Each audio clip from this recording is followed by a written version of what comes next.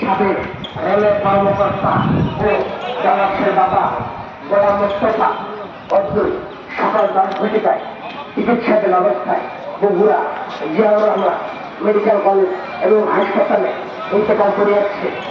ইন্না লিল্লাহি ওয়া ইন্না ইলাইহি রাজিউন। বর্তমানে তালাকের নামাজ অব্দুল পাপসা তা এই সমস্ত আমাদের উৎসিত হয়েছে।